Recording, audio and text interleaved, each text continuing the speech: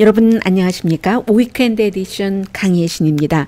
이번 주에는 미국에서 정말 중요한 일들이 있었는데 당연히 그 문재인 대통령과 김정인 위원장과의 제3차 남북 정상회담도 있었고 어제 오늘의 미국이 끝난 이후에 그동안 그 트럼프 대통령이 그렇게 주장을 했었던 딥 스테이트 이 부분에 대해서 그 뉴욕타임스의 보도가 있었는데 뉴욕타임스 보도를 항상 그 가짜 뉴스라고 얘기하는 트럼프 대통령이나 모든 그 공화당 내지는 보수, 우파, 또 팍스 뉴스 거의 뭐 처음으로 중요한 그 정치 관련 기사에 대해서 뉴욕타임스 뉴스가 진짜라고 얘기를 합니다.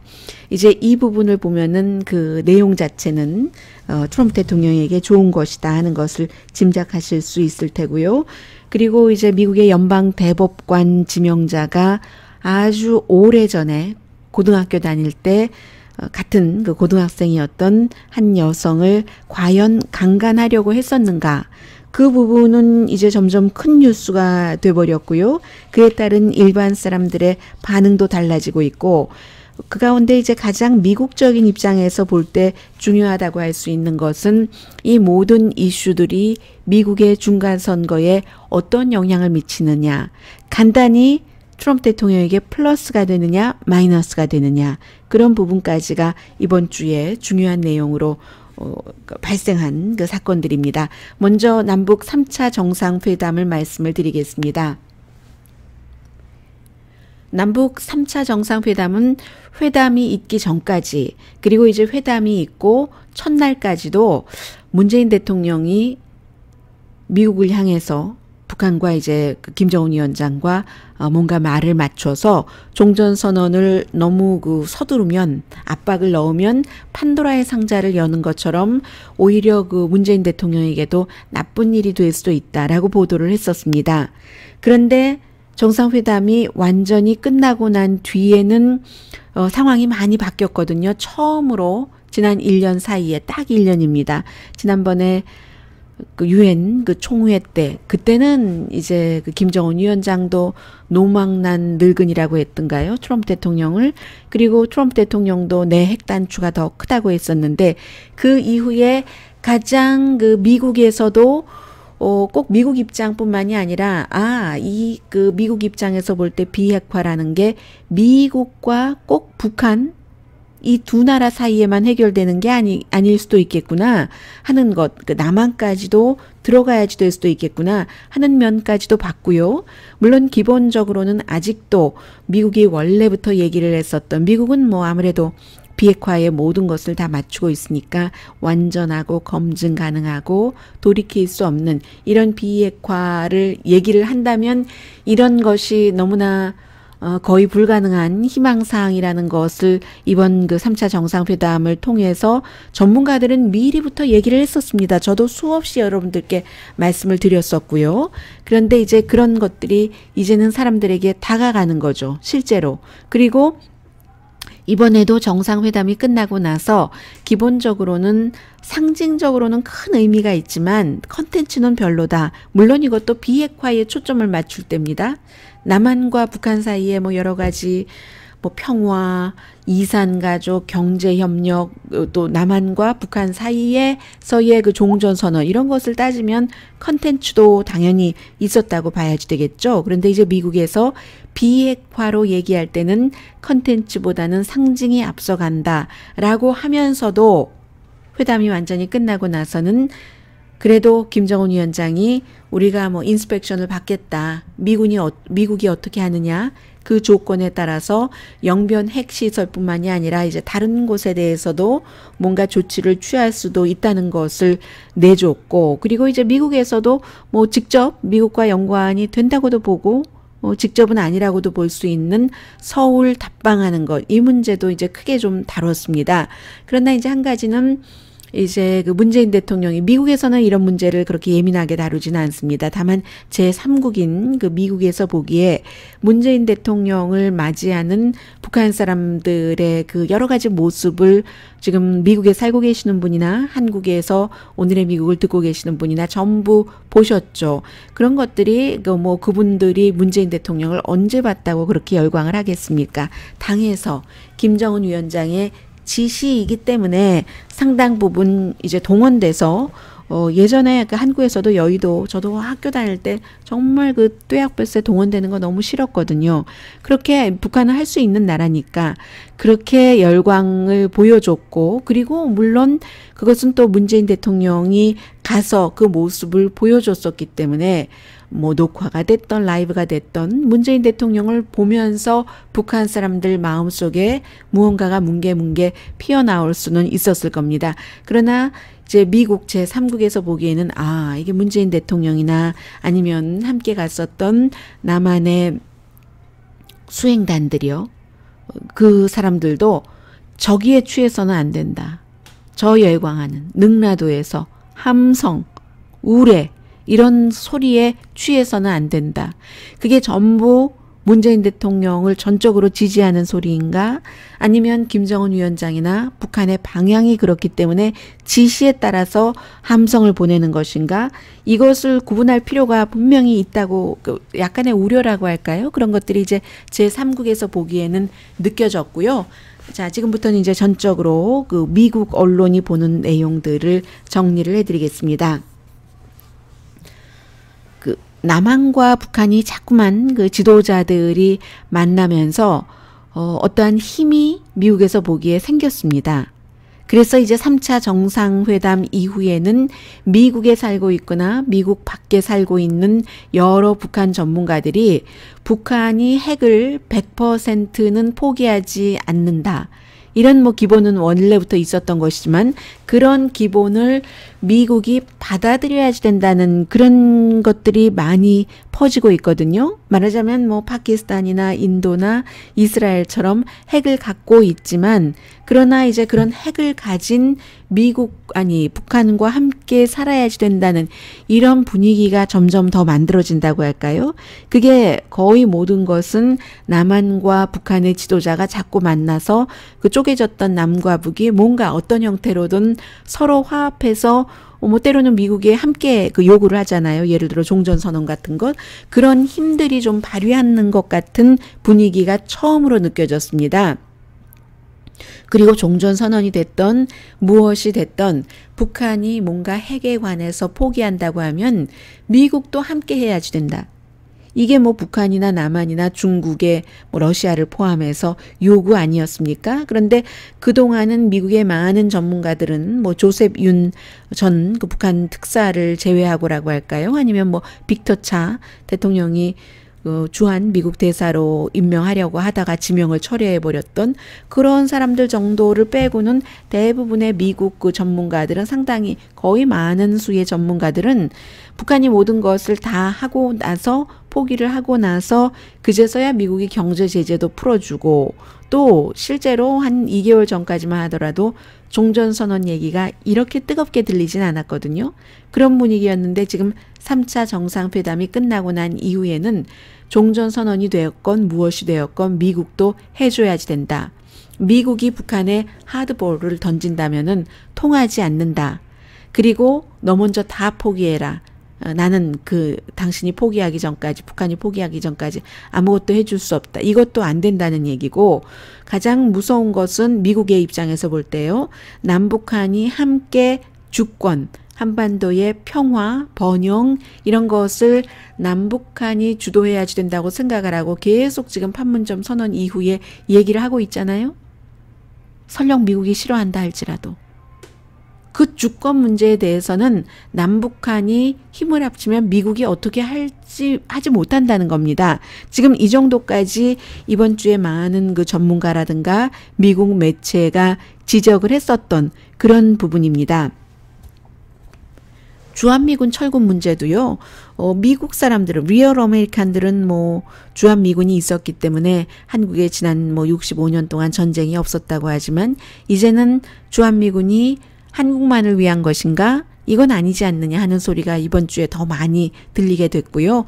오히려 이제 어제 그 뉴욕타임즈에 지금 그 연세대학교에 있는 미국인 교수가 쓴 그 글을 통해서도 여러분들께 전해드렸지만, 김정은이 어차피 어느 정도의 핵을 완성을 하고 그 뒤에 뭐 이관유 모델이 됐던 박정희 모델이 되었건 아니면 덩샤오평 모델이 되었건 경제개혁가로서 성공해 보려고 하는 그 단계이기 때문에 그런 것을 도와주면 이제 그 핵 개발이라든가 이런 것을 적어도 멈출 수는 있고, 뭔가 그래도 동결이긴 하지만 그런 정도로 해서 잘 그 평화롭게 그 마무리하는 게 좋은 게 아닌가, 이런 얘기들이 상당히 많이 나왔고요.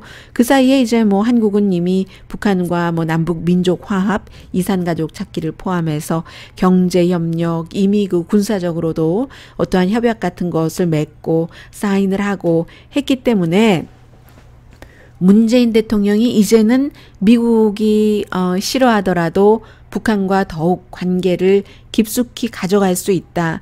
이러한 좀 미국에서 아주 싫어하면서도 그런데 어쩌겠는가? 이런 분위기가 이번 주에 거의 그 그림으로 완성이 됐다고 보고요. 거의 모든 미국의 전문가들은 김정은 위원장이 가장 큰 승리를 했다, 지금까지. 그럼 가장 그 큰 승리가 아닌 것은 어찌 보면 미국. 김정은 위원장을 이 정도까지 우리가 그 외국 핵사찰단도 받아들이겠다라고까지 말을 할 수 있었던 것에 큰 그 공은 트럼프 대통령이 있었기 때문에 그런 것은 분명한 거죠. 트럼프 대통령이 워낙에 특별하고 남북 문제도 잘 모르고 북한에 대한 이해도 부족하고, 그리고 어떤 그 자신감이나 자만심이 하늘을 찔러서 나 전문가 말 안 들어도 돼, 내 맘대로 하면 돼, 그리고 김정은 나한테 좋은 말 해주고 문재인도 좋은 말 해주는데 기분 좋잖아? 아무도 미국 내부에서, 미국 외부 다른 동맹국들도 나를 인정하지 않는데 나 때문에 일이 잘 된다고 하니까 그리고 내가 잘한다고 하니까 얼마나 고마워 하면서 트럼프 대통령이 여기까지 일을, 그러한 그 태도라고 할까요? 오히려 알지 못함, 무지함으로 여기까지 온 것이고, 여기까지 온 것을 미국에서는 싫어했지만 뭐 지금 한국의 정권과 북한의 정권 입장에서 볼 때는 좋은 것이고, 중국도 현재는 아무 말 하지 않고 미국에 부분적으로 뭐 양보를 하는 것처럼 보이지만 시진핑 중국 국가주석이 북한 방문을 취소한다든지 하는 식으로요. 그러나 중국도 어차피 뭔가 칼자루를 쥐고 있기 때문에 지금 끝난 것이 아니다라고 이제 중국도 조금 지켜봐야지 되고요. 그래서 이제 트럼프 대통령은 내부의 반발이 너무 많기 때문에 팍스를 제외하고는요. 팍스는 지금도 트럼프 대통령 노벨상 받을 만하다라고 보도를 하고 있고, 그 밖에 언론들은 문재인 대통령, 특히 이제 김정은의 승리로 보는 겁니다. 문재인 대통령이야 본인의 그 개인적으로나 아니면 정치인 문재인으로서나 남북 뭐 가능하다면 남북 그 통일까지, 그리고 남북이 손을 잡아야지 된다는 경제적으로나 민족적으로나 그런 것을 갖고 있기 때문에 본인이 확고하게 믿고 있는 철학을 지금 실천하는 과정이니까 뭐 문재인 대통령에겐 플러스라고 보는 것이고, 더군다나 이제 이번 주에 지지율도 올라가고 있으니까요. 김정은 위원장으로서는 기본적으로는 그 남한이 할 수 있는 한 미국과 유엔 제재를 피해서 도울 수 있는 한 도울 테니까 그쪽에서 도움받고 트럼프 대통령 뭐 잘 구슬러서 뭐 종전 선언이라던가 아니면 이제 그 밖에 여러 가지 경제 제재까지 풀림을 받는다면 김정은 위원장으로서는 좋은 것이고, 게다 대고 이제 중국과의 관계도 어느 정도 회복됐기 때문에 그래서 이제 제일 큰 승리는 이제 김정은 위원장이다, 이렇게 보는 사람들도 굉장히 많고요.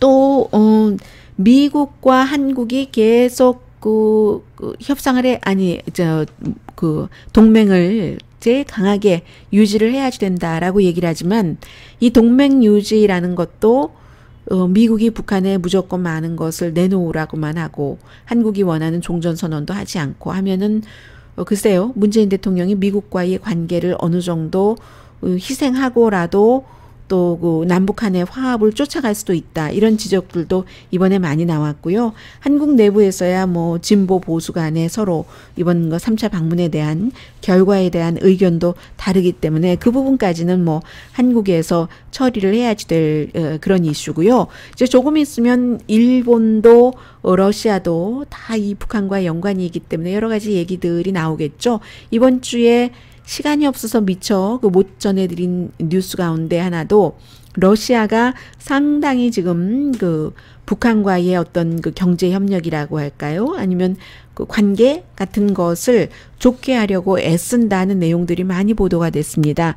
특히 이제 어제만 하더라도 워싱턴 포스트에서 그 북한에서 그 러시아 쪽으로 뭐 바이아그라도 그 들어간다고 하거든요.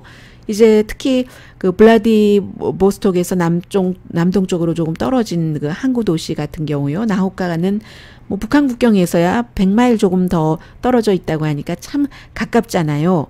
그쪽에서 가서 그 취재를 했는데 말하자면 그 쇼핑 에이전트들이 물류 뭐 배로 왔다 갔다 하는 이런 사람들이 최근에 그 지난해 가을부터 유엔과 미국이 제재해서 조금 어렵기도 한데 이게 좀 우리는 정말 빨리 그 풀어주면 좋겠다. 우리가 블라디보스톡에서도 남동쪽으로 떨어져 있는 항구 도시인데 북한과 뭔가를 해서 좀 먹고 살 수 있었는데 모스크바에서는 한 4,000마일 정도 떨어진 곳이거든요. 그리고 실제로는 뭐 상상하는 것보다 북한과 러시아의 국경은 그다지 길지 않고 짧고요. 그래서 제가 좀 전에 말씀드린 나호카라는 그 항구 도시는 평양에서 뭐 비행기 타면 한 100분이면 간대요. 미국에서 한국에 가려면은 뭐 10시간 넘게 걸리잖아요.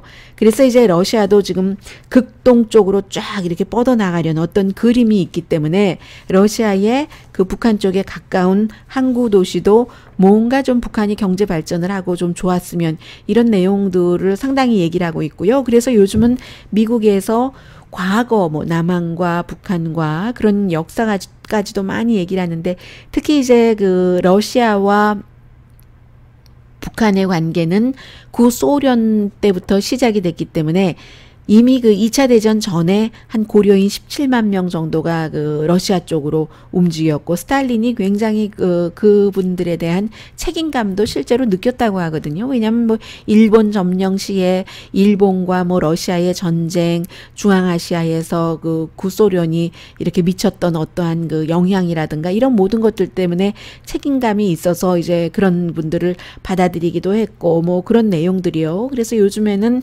지금 그 또 한국에서도 러시아와의 요즘 관광 가시는 분들도 많잖아요. 올해 6개월 동안 한 7만 명 정도가 러시아를 관광이요. 특히 이제 뭐 극동 지역 이쪽을 많이 방문을 하셨다고 하는데 지난해보다도 2배 늘어났다고 하거든요.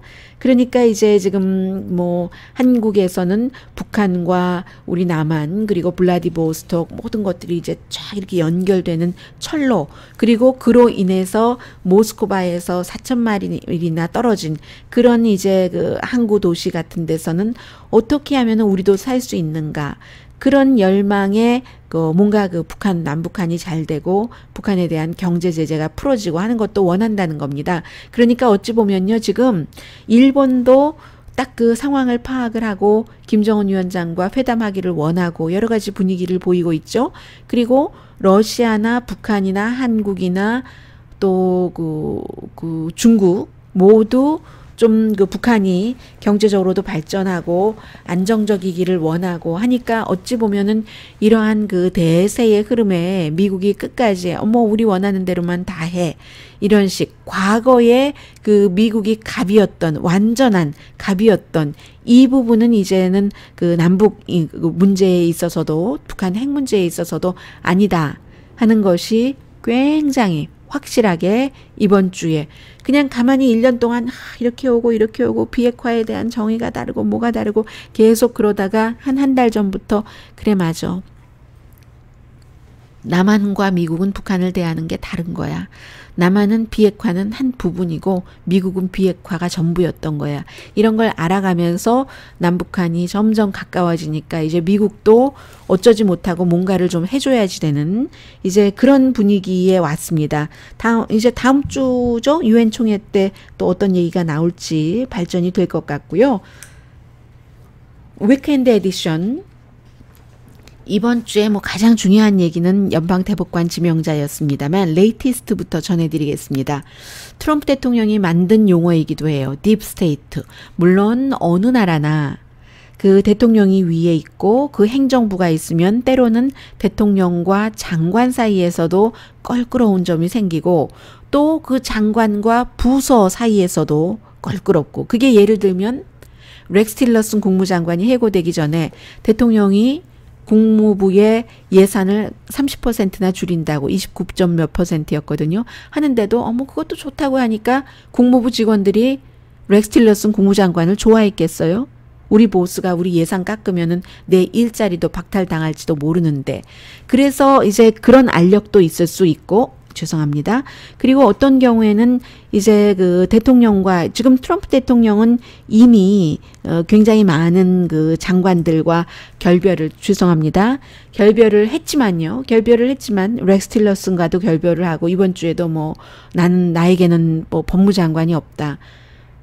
아마 이 세상에서 이렇게 말하는 현대 큰 국가, 개발된 국가의 대통령은 트럼프 대통령이 거의 유일하지 않을까. 지금까지는 그렇게 생각이 됩니다. 앞으로는 모르겠습니다.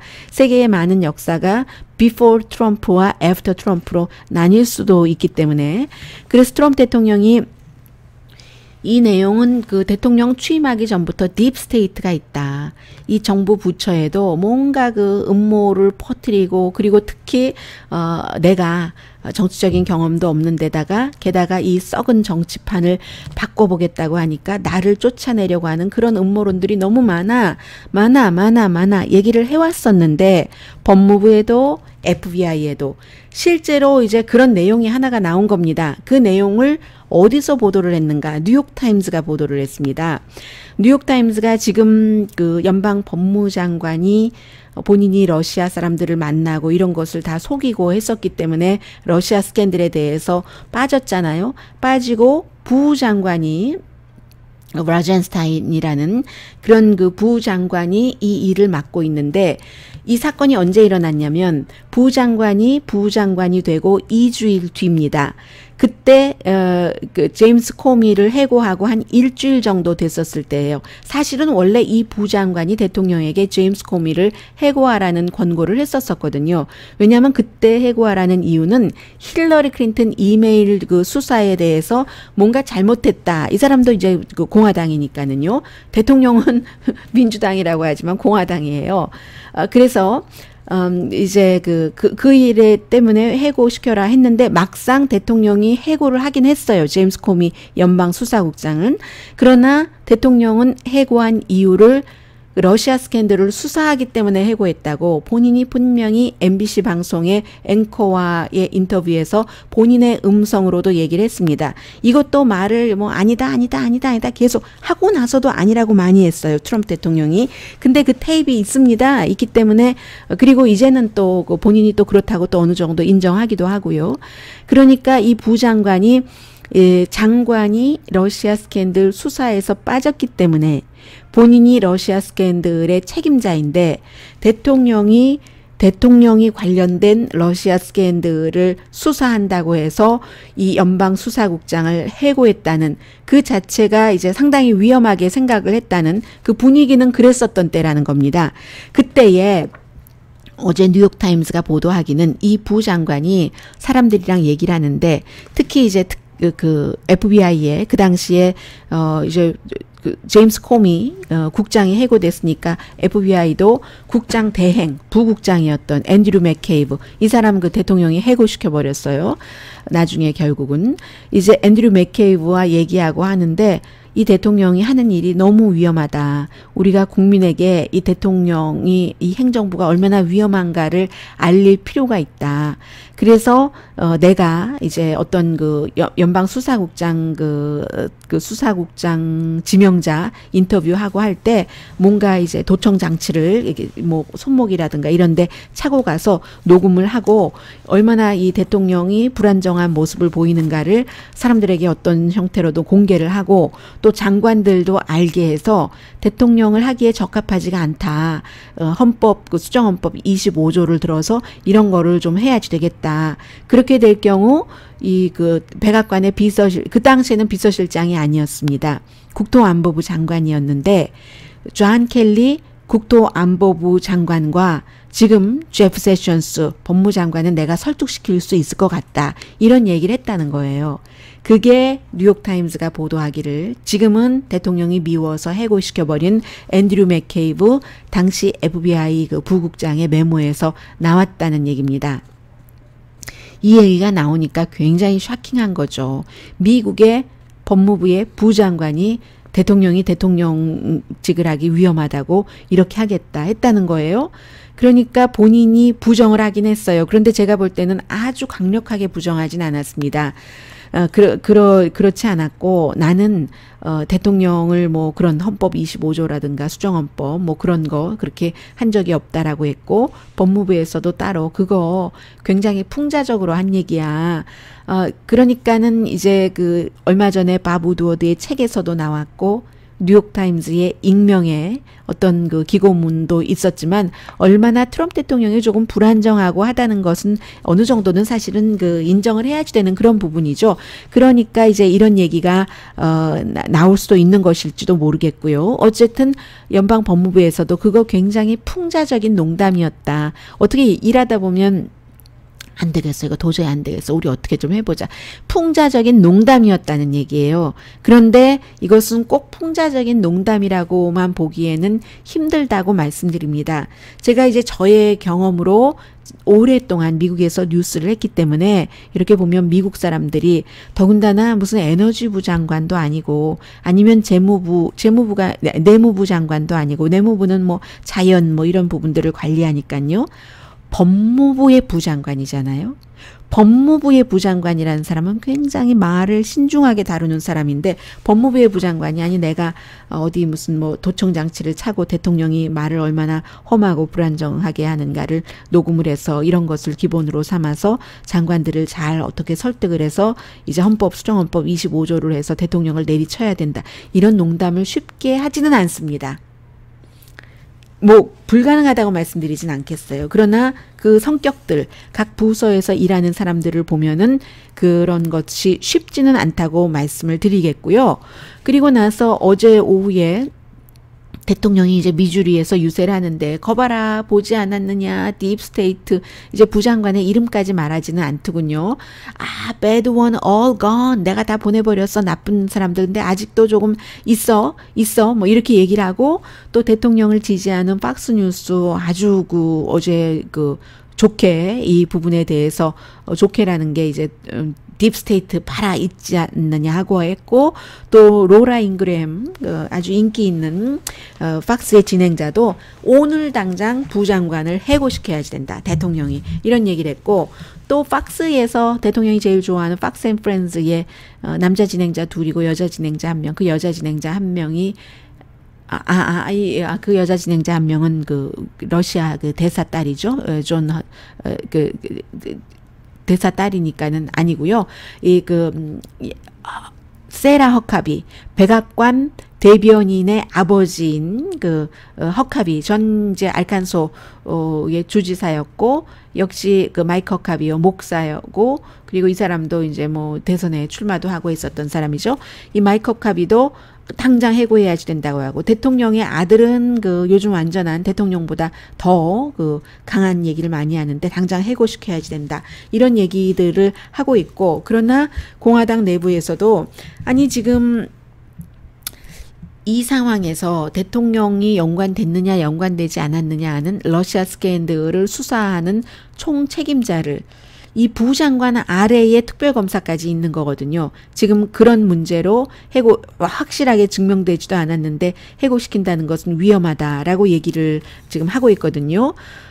그런데 이제 지금 그 문제의 그 주인공인 본인은 부정확하고 뉴욕타임스를 제가 아주 강하게 부정하지 않았다고 하는 것은 이런 것을 보고 말씀드리는 겁니다. 뉴욕타임스의 보도가 부정확하고 틀리다라고 그 얘기를 했고, 본인은 그 대통령과 대할 때 이 사람이 뭐 대통령 자격이 있다 없다, 헌법 뭐 수정헌법 25조에 의해서 뭐 이런 것을 보고 하지 않는다, 뭐 이 정도는 얘기를 하기는 했어요. 그런데 이제 제가 또 하나 다른 데서 지적을 하지 않던데, 저는 이상한 게 이 부분이에요. 그동안 대통령이나 박스뉴스나 로라 잉그램, 뭐 마이크 허캅이 전부 다 뉴욕타임스를 페이크 뉴스라고 했습니다.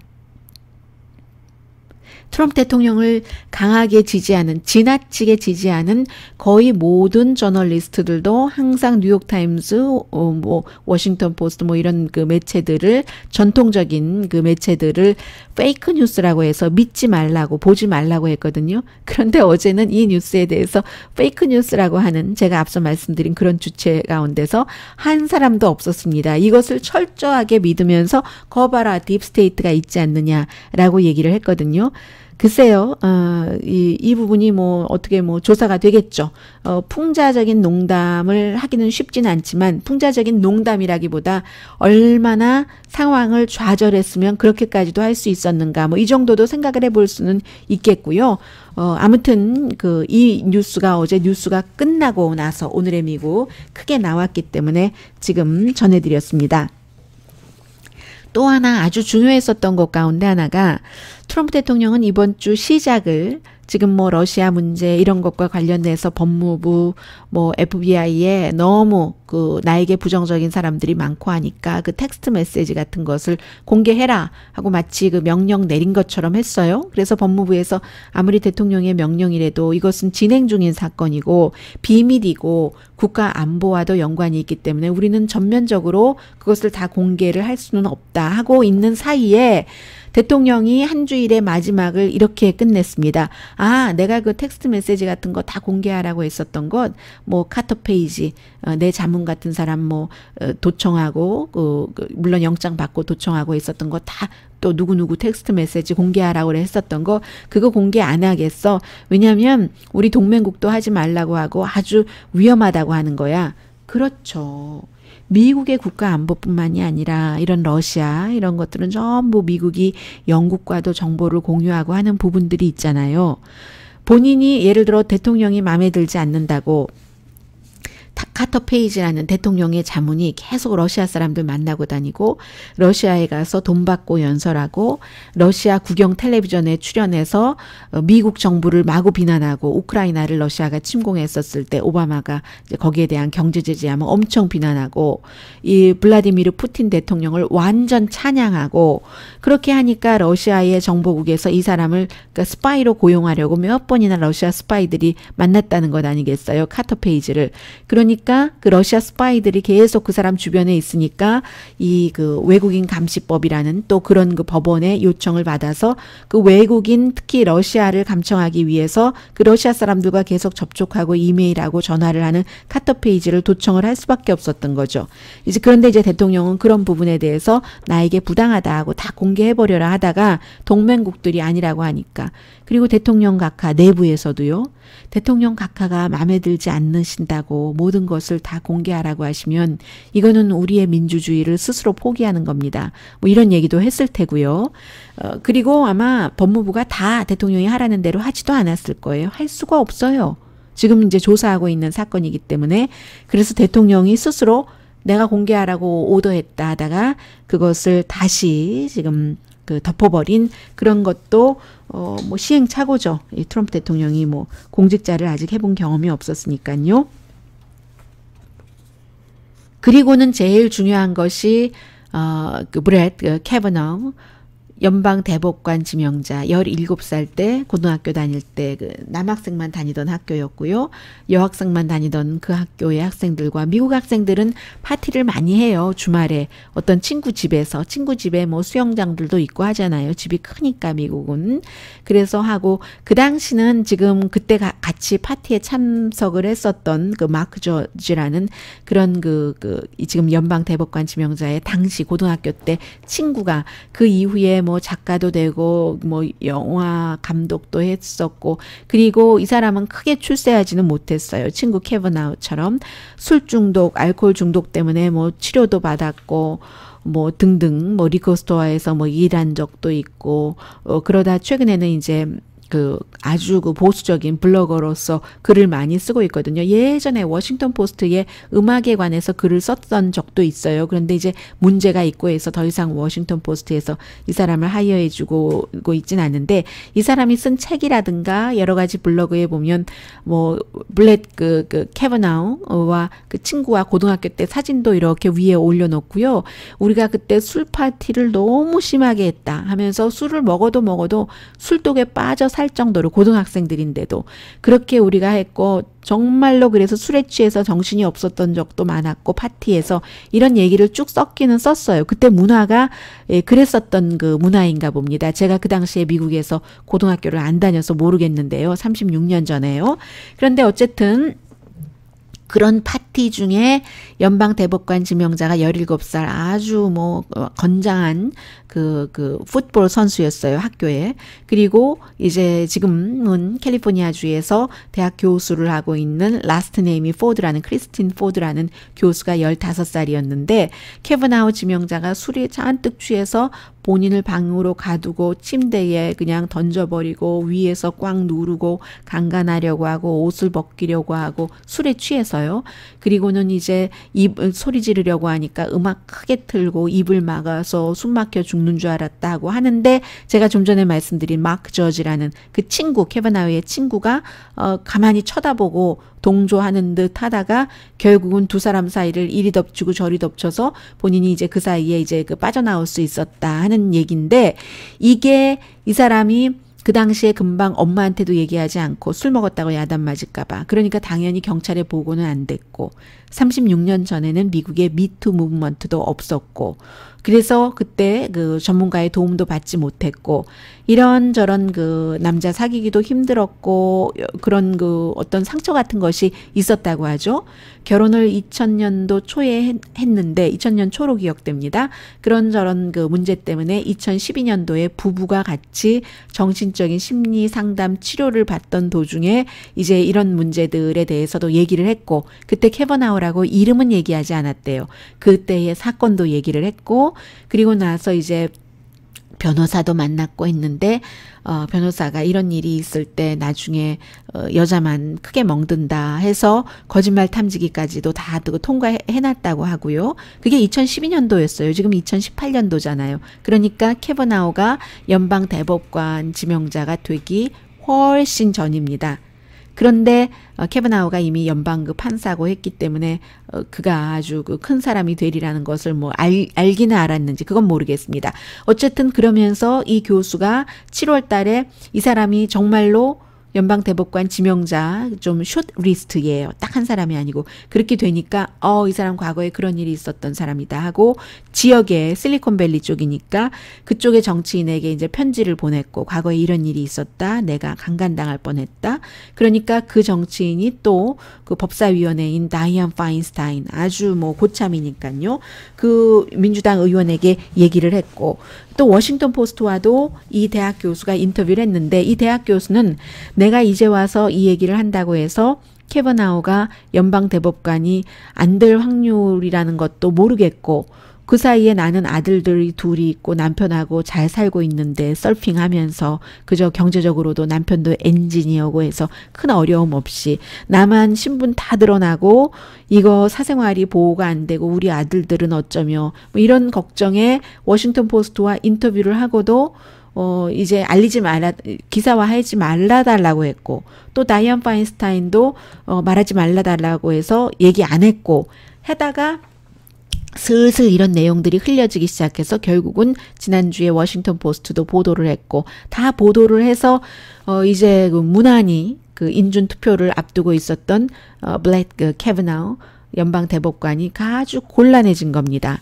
이렇게 되자 많은 사람들이, 특히 캐버나우가 그 낙태에 굉장히 반대를 하고 선거자금법은 뭐 무제한으로 해도 괜찮다고 하고 또 소수인종 이민에 대해서도 굉장히 그 걸끄럽고 이제까지 어떤 연방 대법관보다도 가장 보수적인 대법관이 될 것이라는 게 뭐 거의 확실하다고 현재들은 그렇게 보고 있거든요. 그러니까 트럼프 대통령이 이 사람을 지명을 한 것이고 그로 인해서 낙태 등등 때문에 트럼프 대통령은 다시 한번 복음주의자의 표를 받기를 원하는 거죠. 중간선거에도 대리표 다른 의원들에게. 그리고 2020년도 본인이 이제 지금 재선 준비를 하고 있으니까 그때까지 복음주의자들 표를 쭉 끌고 가려고 캐버나우를 그 지명을 했는데 이렇게 문제가 터져버린 겁니다. 그러자 이제 민주당에서 공화당에서도 여자 그 상원 의원들은 그렇게 얘기를 했고요. 지금 본인이 피해자라고 주장하는 포드 교수의 얘기를 들어봐야지 된다. 라고 얘기를 하는 겁니다.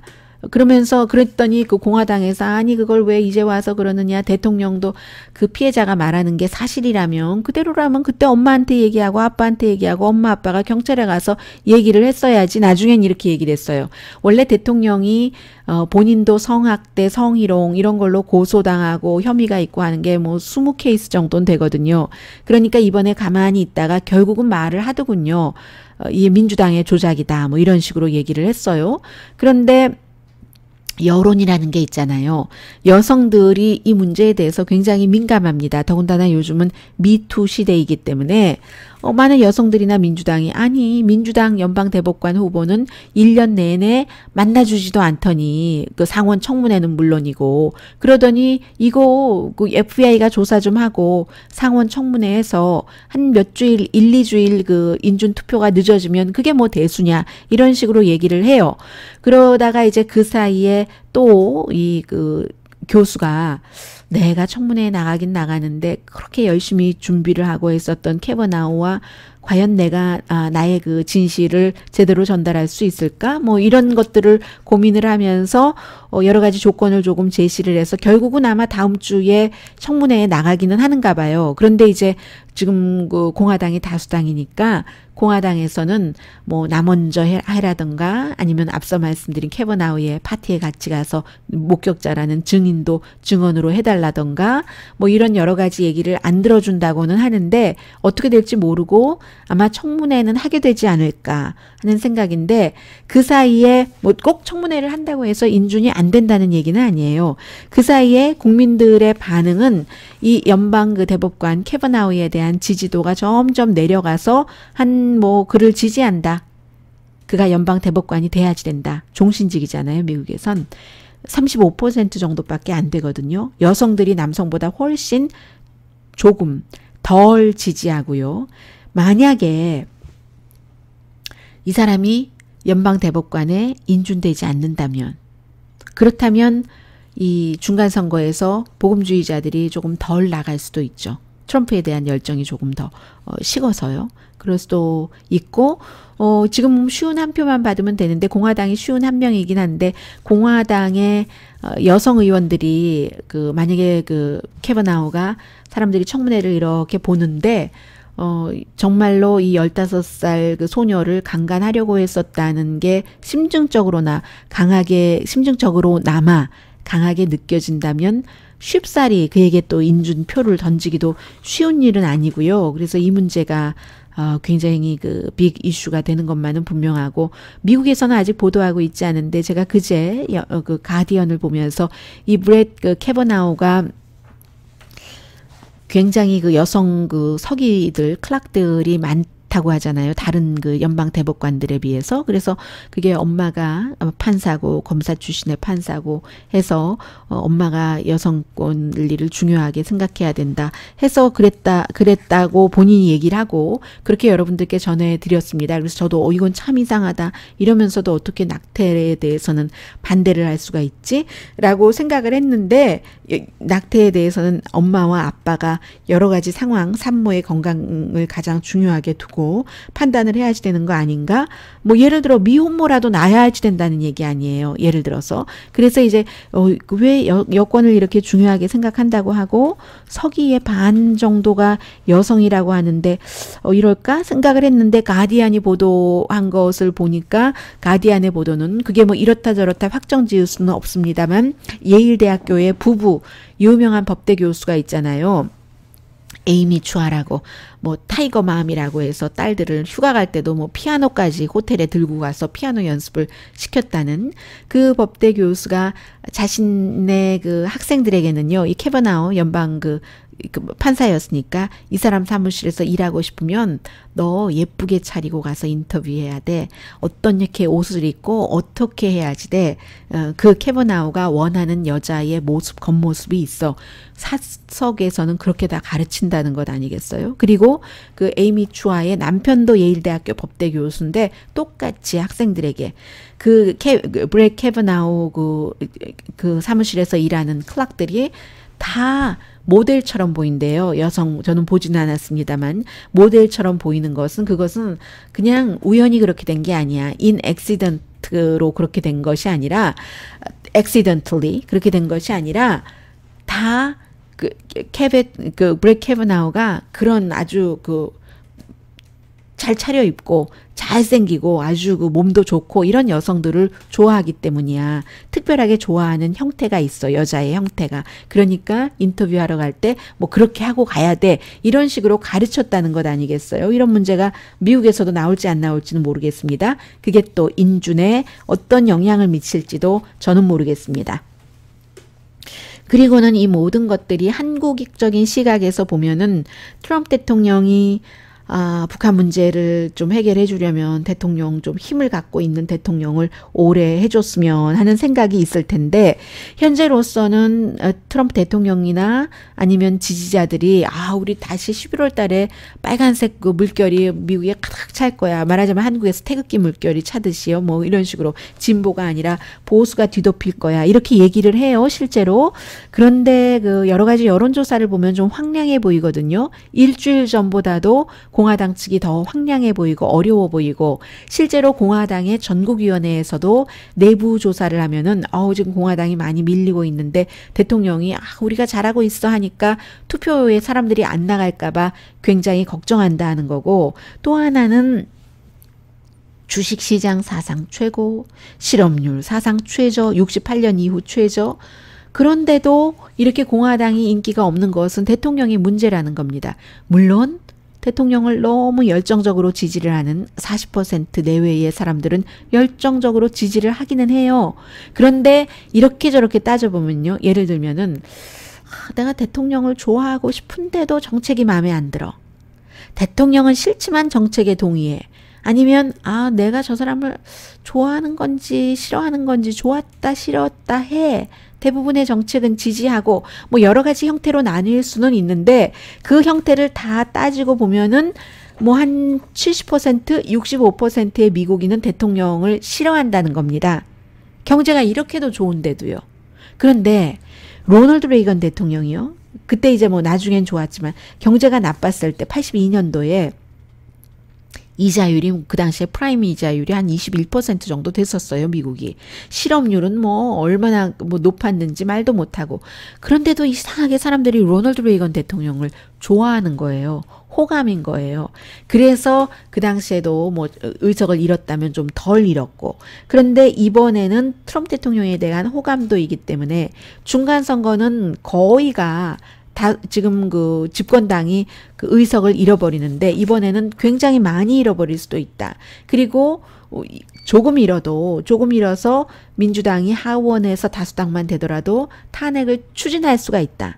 탄핵을 꼭 추진하는 게 좋다고 얘기하진 않아요. 민주당에서도 오히려 마이크 펜스 부통령은 트럼프 대통령보다 더 막혀 있고 어떤 부분은 더 교활하기도 하고 이렇기 때문에 싫다 하는 사람들도 많아요. 물론 복음주의에서는 마이크 펜스 부통령을 상당히 지지를 하죠. 그런데 이 상황에서 마이크 펜스 부통령이 대통령이 만약에 뭐 탄핵이 돼서 된다면 그러면 자연스럽게 재선되기가 쉽잖아요.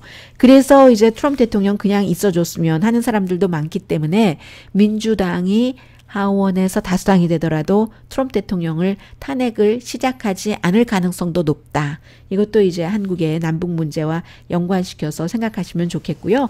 그 사이에 다른 정책이야 뭐 그 전문가에 따라서 다르게 볼 수 있고 또 의도했던 것과 때로는 좀 차이가 나는 결과가 나올 수도 있지만 이제 제가 미국에서 그 에이시안 아메리칸으로서 코리안 아메리칸으로서 생각하고 있는 것은 공통점이 있잖아요. 저희들 입장에서는 그런 것들이 결국은 한국까지도 퍼져요. 어떤 그 다른 인종들, 얼굴이 다른 색깔들을 어떻게 보는가 국제적으로도 국내에도 적용되고 국제에도 적용되고 그런데 이제 그런 것과 함께 이민, 인종 문제와 함께 헬스케어와 세금 감면 문제는 이제 그 분명하게 중간층 또 중간층 그 미만의 사람들 이민자들 커뮤니티로 볼 때는 호불호가 있긴 있거든요. 헬스케어에 대해서 지금 공화당이 우리 그 오바마케어 없애버리겠어 이런 얘기도 하지 않고요. 왜냐하면 인기가 있는 겁니다. 점점 날이 갈수록 세금 감면에 대해서도 우리 그거 너무 잘했어 라고 선전하지 않습니다. 왜냐하면 본인들도 아니까요. 원래 설계할 때부터 부자들을 위한 것이었지 가난한 사람과 중간층을 위한 세금 감면 아니었습니다. 그래서 전국위원회가 너무 지금 걱정하고 있어요. 트럼프 대통령 인기가 없어서 중간선거에서 혹시 정말 혹시인데요. 이런 때 이제 big if라고 표현을 하죠. big if. 상원까지도 놓치면 어떠나? 아직 저는 그럴 확률은 뭐 크게 많지 않아 보이거든요. 네, 여기까지가 위켄드 에디션이었고요. 다음 주에는 이런 부분들이 조금 그 눈여겨봐지겠네요. 일단 뭐 문재인 대통령이 이제 내일 도착을 하나요? 미국에 도착을 해서 뭐 여러 가지 뭐 회의에 작고 큰 회의에 참석을 하고 뭐 기조연설도 할 테고 가장 중요한 것은 이제 트럼프 대통령을 만나서 사람들에게 풀어놓지 않은 김정은 위원장이 특별히 이것은 트럼프 대통령에게 직접 전해 주십시오 하는 그 내용을 전하게 되겠죠.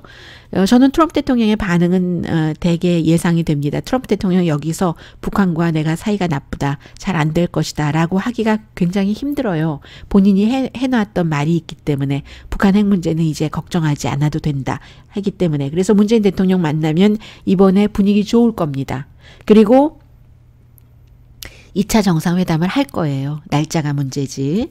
그런 것들이 좀 주목되고 미국도 마찬가지죠. 지난 회의에 뭐 북한을 다 디스트로이 해버리겠다고 했는데 이번에는 연설 그렇게 안 하지 않겠어요?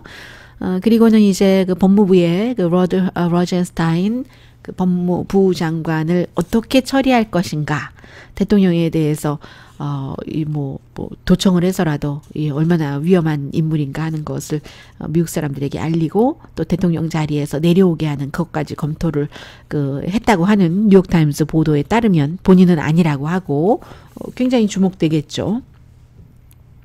중국이 공식적으로 미국과 무역 협상하는 것을 취소했습니다. 미국이 계속 뭐 2천억 달러 관세 부과하고 추가로 2,570억 달러 상품에 대해서도 또 관세를 부과한다고 하는데 그러면서 협상하자고 해요. 중국도 자존심이 있죠. 그래서 안 한다고 공식적으로 얘기를 했고 그리고 이런 말까지 했네요. 미국은 지금 우리와 이 무역 협상한다는 이런 부분에 대해서도 수없이 협상을 해봤지만 참 진정성이 없다. 그 행정부가. 중국이 하는 얘기예요. 미국이 지금 하고 있는 실수를 스스로 바로잡길 바란다. 중국의 메시지입니다. 그리고 또 하나 했네요. 무기를 앞으로는 러시아에서 사겠다는 뭐 위협 비슷하게 얘기를 했고요. 그리고 미국이 국제관계에서 너무나 기본을 무시하는 접근을 한다. 헤게모니만 생각한다. 패권. 중국도 패권 생각해요. 그런데 이제 미국이 모든 걸 깨면서 하고 있다라고 얘기를 했고 천연가스 미국에서 중국에 수출되는 것에 대해서 이제 10% 관세 부과한다고 했고요. 또 하나는 이제 그 알리바바의 잭마가 얘기를 해줬잖아요. 1년 전에 트럼프 대통령 뭐 손잡고 손을 위로 올리고 하면서 이게 뭐 미국 농부들이나 미국에서 물건을 만드는 사람들을 우리 알리바바 같은 데 올려서 중국에 팔 수 있도록 해서 그분들이 돈을 잘 벌어서 또 일자리를 창출하도록 한 뭐 5년 동안 100만 개 정도는 창출하도록 제가 하겠습니다 했던 거 나 취소라고 딱 선언을 하던데요. 이런 상황에서 중국과 미국이 이런 상황에서 내가 미국을 도울 수는 없죠. 이게 이제 잭마의 얘기였습니다. 그래서 다음 주에 이제 중국과 미국과의 문제가 어떻게 될지도 주목이 되고요. 무엇보다 중요한 것은 리용호 외무상도 또 마이크 폼페오 국무장관도 만나고 지난해에 리용호 외무상관의 유엔 연설이 상당히 주목받았거든요. 이번 주에도 저는 대통령 우리 문재인 대통령 또 우리 트럼프 대통령 그리고 우리라는 것은 안 붙이겠어요. 리용호 북한 외무상 연설 이 세 사람의 연설은 주목을 해야 되겠죠. 자 여기까지 하고요. 죄송합니다. 마지막에 또 소음을 들렸겠네요. 위켄드 에디션 강혜신이었습니다. 내일 미국에서 보는 한국 시간에 뵙겠습니다. 그런데 제가 지난번에 한 주일 전인가요? 2주일 전인가요? BTS 방탄소년단에 대해서 그 미국의 분위기를 전해드렸는데 굉장히 많이 야단을 맞았어요. 뭣도 모르면서 뭐 이런 것 한다고. 모르는 것도 사실이고요. 제가 방탄소년단을 알아야 얼마나 알겠습니까? 다만 저의 마음은 미국에서 미국 사람들은 이렇게 보고 있다 하는 것을 전해드렸는데 거기에 괴리가 있을 수도 있고 또 어떤 부분은 부분적으로 틀린 부분도 있어요. 분명히. 제가 그런 것들도 조금 모아서 아마 내일 미국에서 보는 한국 시간에 전해드리려고 합니다. 강혜신이었습니다.